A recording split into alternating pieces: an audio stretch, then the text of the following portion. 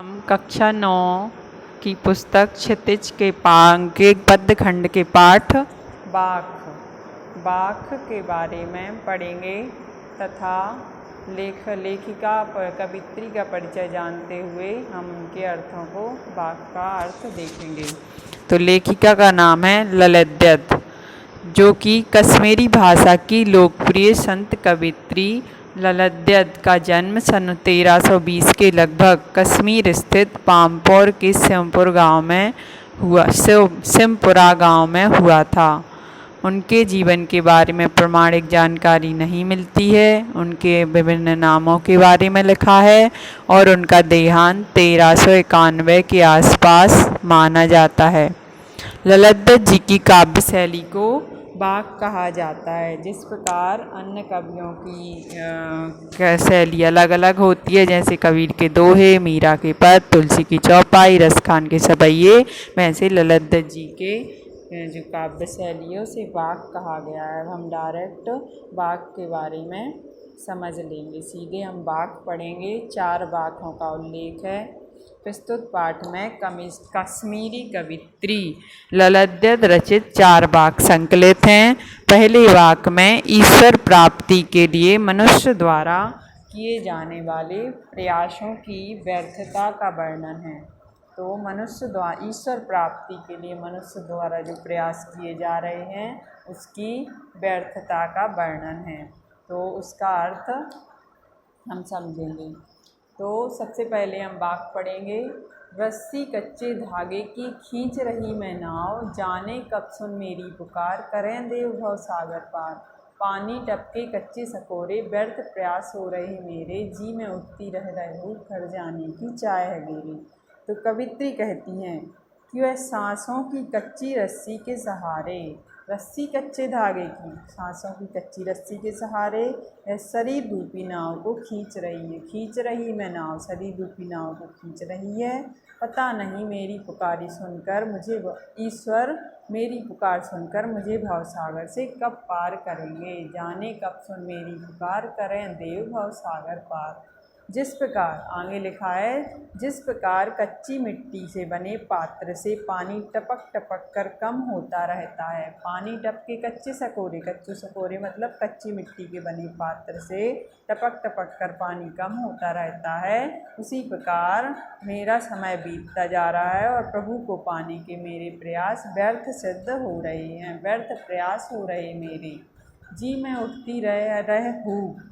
कवित्री के मन में बार बार एक ही पीड़ा उठती है कि घर जाने की चाह है गेरे, कब वह नश्वर संसार छोड़कर प्रभु के पास पहुंच जाए और सांसारिक कष्टों से मुक्ति पा सके। दूसरे बाख का अर्थ हम समझेंगे। दूसरे बाख में जाति और धर्म की सीमाओं से उठकर समानता की भावना अपनाने पर बल दिया गया है। तो दूसरा बाख पढ़ेंगे। खा कर कुछ पाएगा नहीं, ना खाकर बनेगा अहंकारी, सम खा तभी होगा संभावी, खुलेगी सांकर बंद द्वार की। इसमें अर्थ है, कवित्री मनुष्य को मध्यम मार्ग अपनाने की सीख देती हुई कहती है कि हे मनुष्य, तू ये सांसारिक भोग विलासताओं में डूबा रहता है। खा कर मतलब सांसारिक भोग विलासताओं में डूबा रहता है, जिससे तुझे कुछ प्राप्त होने वाला नहीं है, कुछ पाएगा नहीं, कुछ प्राप्त होने वाला नहीं है। ना खाकर बनेगा अहंकारी, तू इस भोग के खिलाफ त्याग तपस्या का जीवन अपनाएगा तो मन में अहंकार ही बढ़ेगा।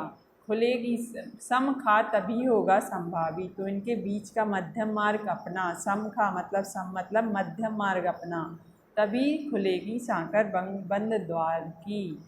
भोग विलास सुख दुख के मध्य का मार्ग अपनाने से ही प्रभु प्राप्ति का बंद द्वार खुलेगा और प्रभु से मिलन होगा।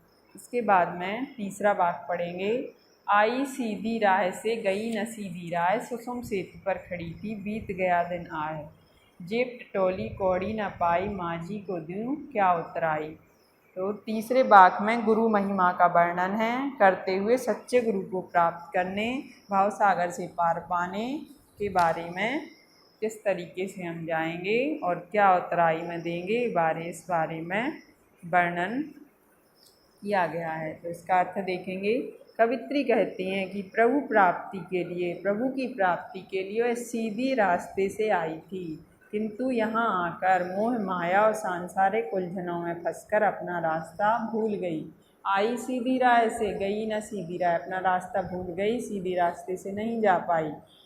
सुषुम्न सेतु पर खड़ी थी, बीत गया दिन आए, वह जीवन भर सुषुम्ना नाड़ी के सहारे कुंडली जागरण में लगी रही और इसी में जीवन बीत गया। इसके बारे में सुषुम्ना नाड़ी के बारे में बताया है, जिसके बारे में कहा जाता है कि कवित्री ने प्रभु प्राप्ति के लिए हठ योग का मार्ग अपनाया। हठ योग में शरीर की 3 प्रकार की नाड़ियों में से एक सुषुम्ना नाड़ी रूपी पुल का सहारा लिया, पर वह सब व्यर्थ सिद्ध हुआ, उसके कुछ काम नहीं आया। आगे लिखा है, जेब टटोली कौड़ी ना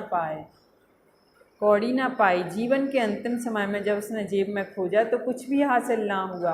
अब उसे चिंता सता रही है कि भवसागर से पार उतारने वाले प्रभु रूपी माझी को उत्तराई के रूप में क्या देगी। अर्थात जब माझी संसार सागर से पार करेंगे तो उसको उत्तराई के रूप में क्या देगी। अर्थात इस जीवन में कुछ भी हासिल नहीं कर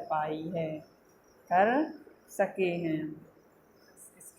इसके अपने बारे में कहकर लेखिका सबके जीवन के बारे में बता रही है। चौथे भाग को पढ़ेंगे। थल थल में बसता है सिभी, भेद न कर क्या हिंदू मुसलमान, ज्ञानी है तो स्वयं को जान, वही है साहित्य से पहचान।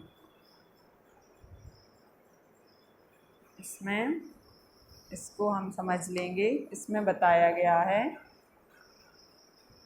चौथे वाक्य में धर्मगत संकीर्णताओं को त्यागने और प्रत्येक प्राणी में ईश्वर के समाये होने की बात कही गई है। तो थल थल में बसता है सिभी, इसमें भावार्थ है ईश्वर की सर्वत्र उपस्थिति के बारे में बताती हुई कवित्री कहती है कि वह हर स्थान में व्याप्त है। हे मनुष्य, तू धार्मिक आधार पर हिंदू मुसलमान का भेदभाव त्याग कर उसे अपना ले। हिंदू मुसलमान का भेदभाव ना करते हुए ईश्वर को अपना ले, क्योंकि वह थल थल में बसता है। ज्ञानी है तो स्वयं को जान, ईश्वर को जानने से पहले तू खुद को पहचान, अपना आत्मज्ञान कर, इससे प्रभु से पहचान आसान हो जाएगी। वही है साहिब से पहचान, अर्थात ईश्वर ही तो आत्मा रूप में हम सभी में निवास करते हैं। इस तरह से आप चारों वाक्यों के अर्थ को, भावार्थ को समझेंगे और प्रश्नोत्तर भी करने का प्रयास करेंगे।